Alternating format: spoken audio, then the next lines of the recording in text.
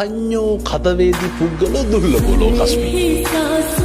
මේ ලෝකේ කෙලෙහිගුණ දන්න මිනිස්සු හරිය දුර්ලභයි. ඒක නම් ඇත්තද?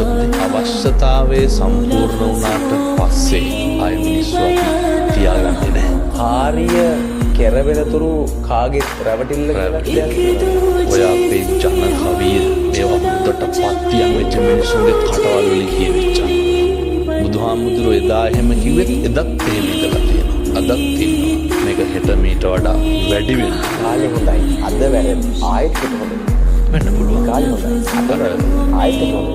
අවශ්‍යතාවයේ අනුව තමයි මිනිස්සයා හොඳ නරක තීරණය කරන්නේ.